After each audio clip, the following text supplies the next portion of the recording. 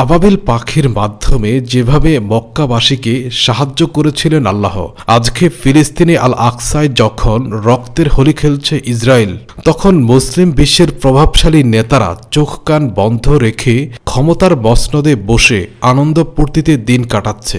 তখন মজলুম নিরুপায় মুসলমানরা আল্লাহর পানে আবাবিল পাখির অপেক্ষায় বসে আছে। আল্লাহ কি আবাবিল পাখি পাঠাবেন, নাকি আমাদের 200 কোটি মুনাফেক মুসলিমদের ধ্বংস করে দিবেন? ছোট পাখি আবাবিল, এই ছোট পাখি ছিল নিপীড়িত মক্কাবাসীর মুক্তির দূত। খোদাদ্রোহী অত্যাচারী আব্রাহা চেয়েছিল মক্কায় অবস্থিত আল্লাহর ঘর কাবা গুড়িয়ে দেবে। বিশাল বাহিনী নিয়ে মক্কার দিকে এগিয়ে এসেছিল সে।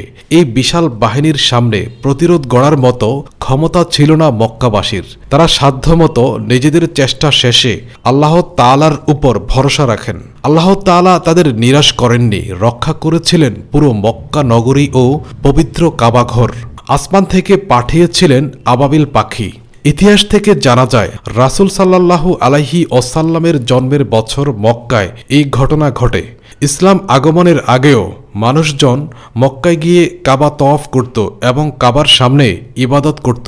মক্কার কাবার সম্মান ও মর্যাদার বিষয়টি চক্ষুশূল হয়ে ওঠে ইয়েমেনের গভর্নর আব্রাহা বিন সাবহর কাছে।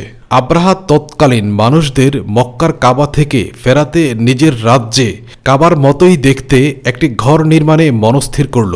চিন্তা ভাবনা করে সে ইয়েমেনের সানা নামক জায়গায় মর্মর পাথর দিয়ে বিভিন্ন রকমের কারুকার্য খচিত একটি সুরম্য প্রাসাদ নির্মাণ করল এবং ঘোষণা দিল, আগামীতে যেন মানুষেরা কাবার পরিবর্তে এই নবনির্মিত গির্জায় এসে ইবাদত, উপাসনা, হজ ও তওয়াফ করে।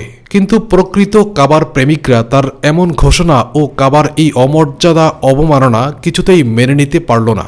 তারা এই ঘোষণা সর্বত্র দারুণ প্রতিক্রিয়া সৃষ্টি করল। কেউ একজন আব্রাহার এই কাণ্ডে প্রচণ্ড ক্ষেপে গেল।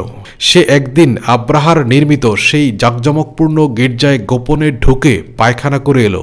অন্য বর্ণনায় এসেছে, কুরাইশদের একদল যুবক ওই গির্জায় ঢুকে আগুন ধরিয়ে দেয় যাতে গির্জা পুড়ে ধূলিসাৎ হয়ে যায়। আব্রাহা যে উদ্দেশ্যে গির্জা নির্মাণ করেছিল সেই উদ্দেশ্য চরমভাবে ব্যর্থ হয়। আরবদেরকে কোনোভাবেই যখন আকৃষ্ট করা গেল না, সে ক্রুদ্ধ বিক্ষুব্ধ হয়ে কাবা ধ্বংসের পরিকল্পনা করে।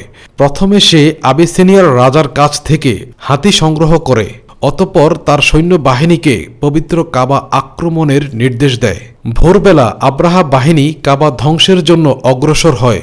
কোনো বর্ণনায় 20,000 এবং কোনো বর্ণনায় 60,000 সেনার কথা এসেছে। আব্রাহা যখন মক্কা অভিমুখে রওনা হওয়ার উদ্যোগ নিল, হাতিকে মক্কার দিকে হাঁকাতে চেষ্টা করল, কিন্তু শত চেষ্টা করেও হাতিকে মক্কামুখী করা গেল না। হস্তি চালকরা প্রাণপণ চেষ্টা করেও ওদেরকে কাবামুখী করতে চরমভাবে ব্যর্থ হয়। এ সময় হঠাৎ মুহূর্তের মধ্যে সমুদ্রের দিক হতে সবুজ বর্ণের ঘাড় বিশিষ্ট একদল কৃষ্ণ বর্ণের পাখির আবির্ভাব ঘটল। ওরা ঝাঁকে ঝাঁকে উড়ে উড়ে আব্রাহার সৈন্যদের উপর ক্ষুদ্র ক্ষুদ্র পাথর বর্ষণ করতে লাগলো। পাখিগুলোর মুখে একটি এবং 2 পায়ে 2টি কঙ্কর ছিল, যা ডাল ও গমের মতো। এই কঙ্কর যার মাথায় পড়েছে সেই ধ্বংস হয়েছে। কিছু আঘাতপ্রাপ্তকে মরতে দেখে বাকি সবাই দিক ব্যাদিক ছুটে পালাতে শুরু করে। আব্রাহার বাহিনী মক্কা থেকে পালিয়ে ইয়েমেন পর্যন্ত মরতে মরতে যায়। আব্রাহা সানার শহরে পৌঁছে লোকদের কাছে আল্লাহর আযাবের ঘটনা বলার পর মৃত্যুবরণ করে। এ সময় তার বুক ফেটে কলিজা বেরিয়ে যায়। আব্রাহার এই হামলার সময় মক্কার আদিবাসীরা প্রাণ ভয়ে পাহাড়ে প্রান্তরে ছড়িয়ে পড়ল এবং পাহাড়ের গুহায় আত্মগোপন করল।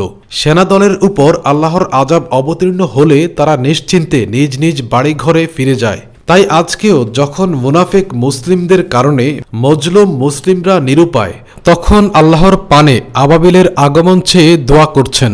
নিশ্চয়ই আল্লাহ মহাপরাক্রমশালী।